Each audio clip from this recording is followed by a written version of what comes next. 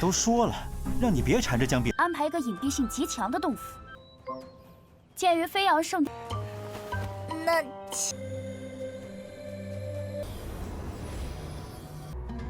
如今应怎么善后？可事情还是……圣地也实行宵禁不成？师姐，刚刚看那几个弟子不过是有些贫血，被他袭击。猫妖，有不少弟子在。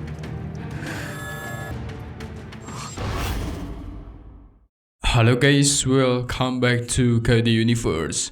Mari kita lanjutkan Tonghua Jushi Janhun atau Peerless Battle Spirit untuk Baban Qinnan. Nah, di part hari ini guys, kita bakal menyaksikan si Qinnan itu di malam hari bakal diserang oleh sosok iblis kucing yang sering bergentayangan di tanah suci. Tapi ternyata sosok iblis kucing itu adalah seseorang yang Qinnan cukup kenal. Kalian juga pasti nggak bakal nyangka siapakah orang itu guys. Penasaran kan? Berdasarkan part terakhir kita sudah menyaksikan Qinnan secara resmi masuk ke Akademi Tuan Mufeng. Karena Qinnan dan teman-temannya perlu beristirahat, tetua menyuruh seniornya Cao Fang agar mengantarkan mereka ke kediamannya masing-masing yang udah dipersiapkan. Alhasil mereka pun bergegas pergi dari sana.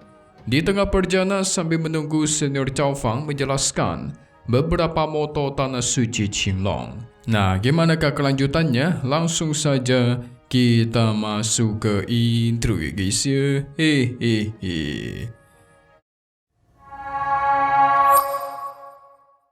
Setelah itu, Ciampilan yang menghempaskan seseorang yang berada di tanah suci, bahkan membuat dia terluka parah. Ternyata ini adalah perintah dari sang kaisar suci guys. Bagi orang yang kalah dengan si Ciampilan, maka orang itu nggak bakal mendapatkan waktu luang lagi buat mendapatkan buku mempelajarinya.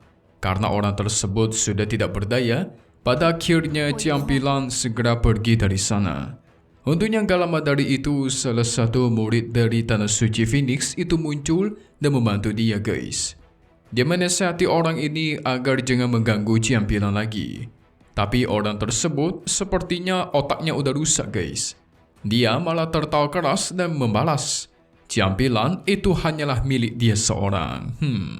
Sepertinya ini adalah orang yang sangat ngefans dengan Ciampilan nih. Kok sampai segitunya? 都说了，让你别缠着江碧。 Di sisi lain, tepatnya di tempat istirahat, senior Cao Fang menjelaskan, tanah suci Qinglong mereka ini cukup berbeda dengan tanah suci lainnya. Ditambah dia mengatakan sudah menyiapkan masing-masing dari mereka rumah untuk tempat tinggal guys. Contohnya di hadapan mereka ini sekarang adalah rumahnya Putri Miao. Dan gak jauh dari sana juga ada tempat tinggal Bencong dan lain-lainnya. Qinnan dan teman-temannya terkejut karena rumah yang mereka berikan itu besar semua. Tapi walaupun begitu, papan pemilik nama yang ada di depan rumah itu sangat jelek dan rongsok guys. Yang ternyata itu gara-gara kerjaannya si senior Cao Fang sendiri yang sengaja menaruh dan menulis nama mereka. Jadi senior Cao Fang ini kurang hebat dalam membuat hal gituan guys. Putri Miao bertanya di manakah tempat tinggalnya Qinnan. Karena Qinnan adalah seorang murid spesial dan diincar oleh banyak orang, maka dia sudah mempersiapkan tempat tinggal rahasia untuknya. Dan akhirnya mereka pun segera pergi ke sana. 安排一个隐蔽性极强的洞府。鉴于飞扬圣，那 Singkat cerita, setelah sampai, dia membuat semua orang di sana terkejut bukan main guys. Karena rumahnya Qinnan sangat berbeda dengan rumah yang lain. Besarnya bukan main. Membuat Putri mau kesal dong, ini tidak adil. Singkat cerita, malam hari sudah tiba. Malam hari, semua tetua tanah suci dikumpulkan untuk makan malam bersama. Nah, tapi beberapa dari tetua tanah suci kelihatan kayak nggak semangat gitu guys. Kayak murung gitu loh. Namun ternyata ketika guru mereka melihat ke arahnya, para tetua itu langsung meminta maaf dan berjanji akan mendengarkan sang guru lagi. Pasti udah terjadi sesuatu nih. Mereka kelihatan seperti sudah membuat kesalahan, tapi kayak nggak mau ngaku gitu loh. Malahan mereka mencoba membela diri dengan menjelaskan apa yang mereka perbuat itu demi tanah suci yang mereka jaga masing-masing. Tapi karena udah terlanjur terjadi, sang guru juga nggak bisa berbuat apapun. Dia cuma memberikan nasihat agar berhati-hati lagi di masa depan. Soalnya sekarang si Shah Huang udah berkata guys, kalau dia bakal menyerahkan masalah ini kepada orang itu. Jadi sebentar lagi kemungkinan orang itu akan terkenal di tanah suci. Sang guru menyuruh mereka untuk membawa orang itu secara diam-diam ke tanah suci Naga Biru. Soalnya jika dia berada di publik dan di hadapan semua orang, apalagi terkena jebakan, maka itu pasti agak merepotkan. Ini masih menjadi pertanyaan di kepala kita semua, siapakah orang yang mereka bahas ini ya? Yang ternyata dari tadi mereka itu ngomongin si Qinan guys. 如今将怎么善后？可事情还是 Sang guru menyuruh mereka agar melupakan adik perempuan mereka terlebih dahulu karena sebentar lagi semua orang pasti tertarik sama Qinan. Tapi si guru juga memberikan opsi pilihan terakhir. Karena sekarang dia sudah berada di tanah suci Tianlong, maka para tetua ini disuruh untuk secara bergantian mendidiknya sampai dia bisa berdiri sendiri, yaitu si Qinan guys. Sementara itu, di sisinya Qinan dia berada di dalam kediamannya. Dia berkonsentrasi dalam latihan. Tapi secara tiba-tiba dia mengingat kejadian tadi siang, yang ternyata tadi siang itu, si Koma sempat bertanya kepada senior Cao Fang guys. Kenapa ada banyak sekali semacam tanda dilarang keluar malam gitu ya? 圣地也实行宵禁不成。师姐，刚刚看 Senior Cao Fang menjelaskan, sebenarnya baru-baru ini ada seekor iblis kucing yang sering menimbulkan masalah di setiap malam. Karena adanya si iblis itu, sekarang banyak murid yang terkena serang secara tiba-tiba ketika berkeliaran di malam hari.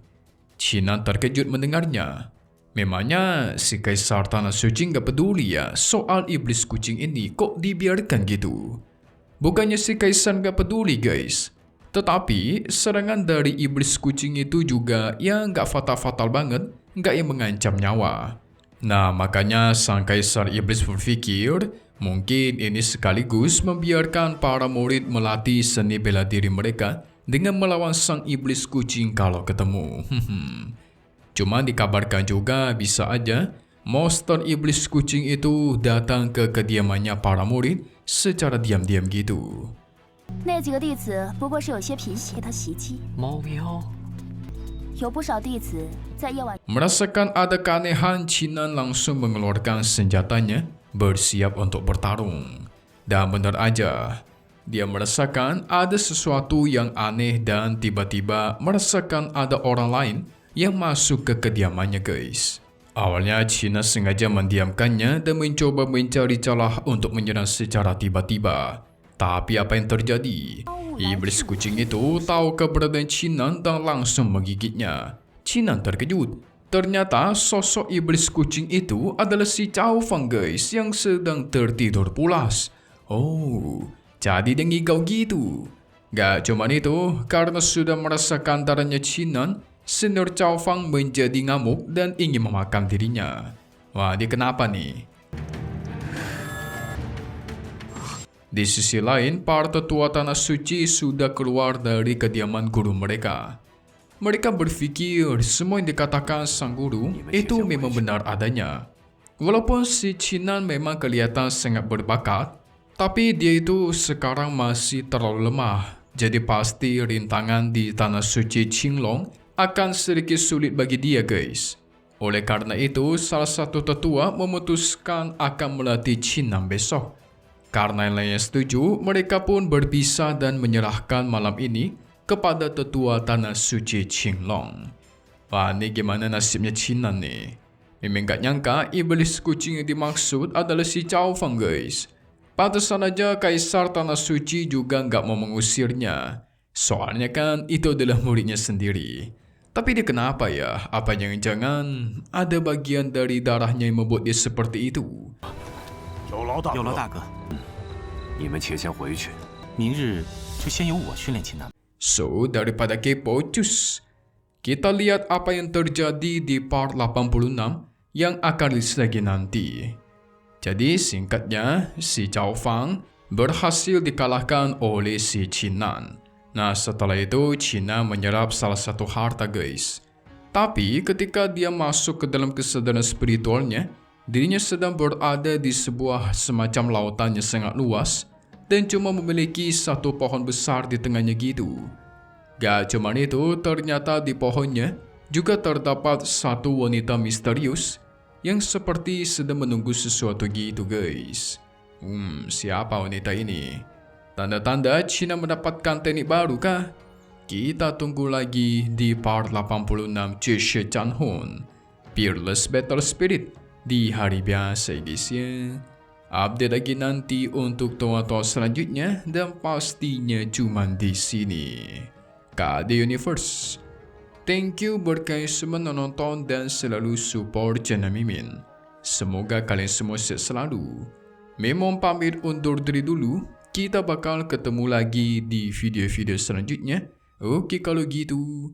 See you guys.